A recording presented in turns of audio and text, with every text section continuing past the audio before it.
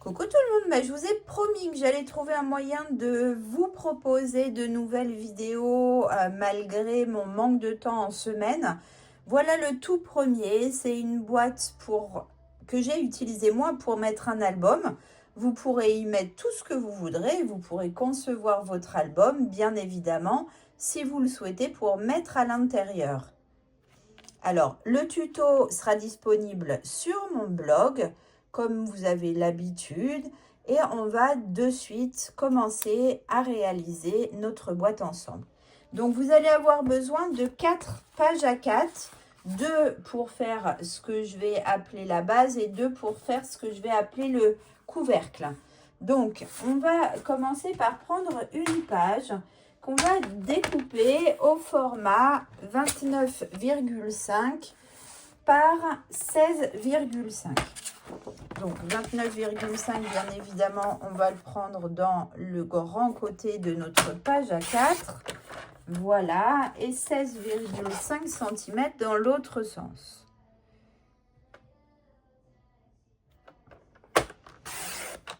Une fois qu'on a fait ça, on va sur le grand côté. Donc on met le grand côté sur la réglette. Faire un pli à 3,5 cm. Donc, on fait attention de bien prendre le curseur qui plie.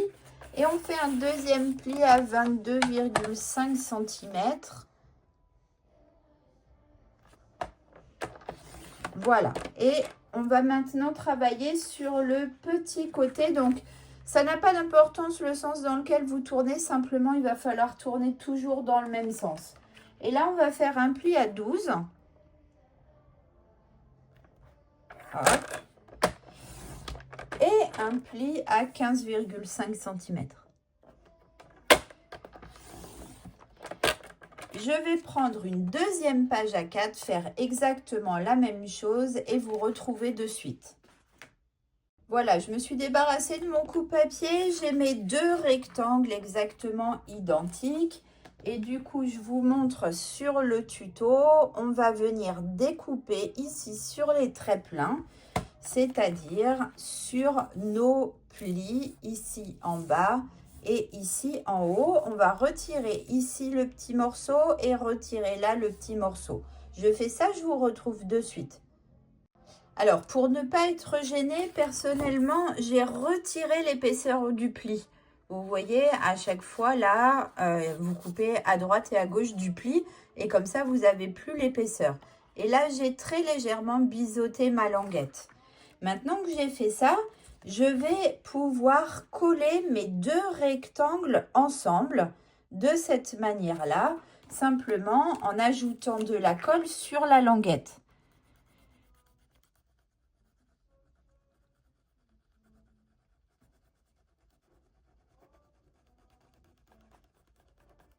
Donc, il ne faut pas en mettre beaucoup, il faut simplement en mettre un petit peu partout. Hop. Et je vais venir bien aligner mes 2 morceaux. Donc, j'aligne mon pli en haut, j'aligne mon pli en bas et je vais laisser l'épaisseur de mon pli comme si il était ici. Je laisse la même épaisseur ici pour reproduire exactement le même motif. Une fois que j'ai fait ça, je vais retourner mes rectangles. Je me mets dans ce sens-là pour que vous ayez plus de visibilité. Et je vais venir ici marquer mes plis. Donc, cette grande partie représente un rabat de consolidation. Si vous voulez, vous pouvez aussi ajouter une petite cartonnette ici. Vous avez l'habitude que je vous propose ça. Et ensuite, on va venir coller tous les rabats, sauf le dernier ici qu'on collera dans un deuxième temps.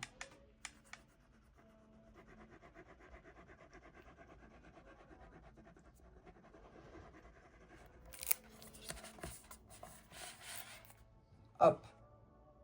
Je colle tous les rabats et je reviens. Donc, vous voyez, comme j'ai enlevé l'épaisseur de mon pli, là, je ne vais pas être gênée au moment de former ma boîte.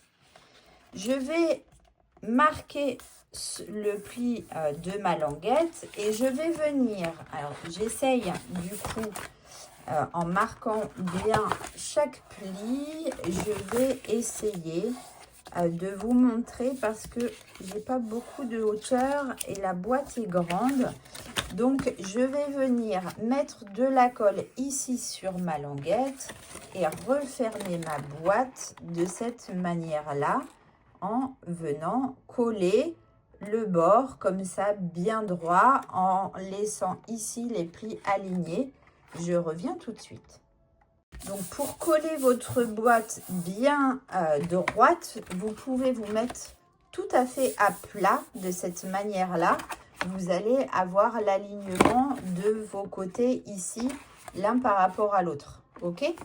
Une fois que vous avez fait ça, vous voyez qu'il me reste ici mon grand rabat. Je vais mettre de la colle. Et comme c'est un grand rabat, je vais le plier.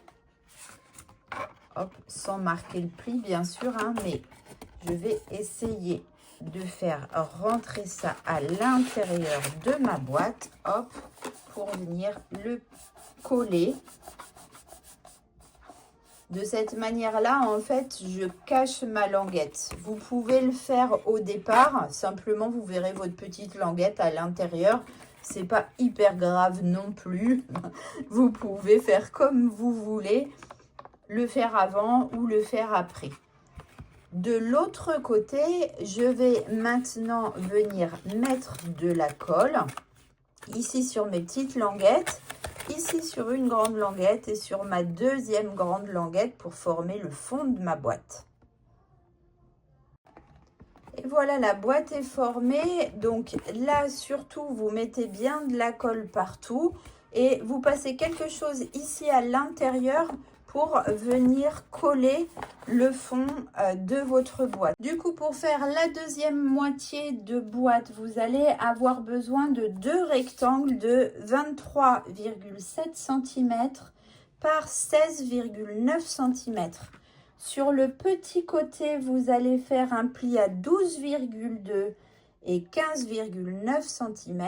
Et sur le grand côté, un pli à 3,7 et 16,7 cm. Vous allez faire exactement la même chose. Coller les deux rectangles ensemble, coller les rabats, coller la languette et former la boîte. Je vous retrouve dès que j'ai réalisé tout ça. Voilà, une fois qu'on a tout collé, on se trouve avec donc une demi-boîte un peu haute, une demi-boîte un peu plus petite. Du coup, on va pouvoir mettre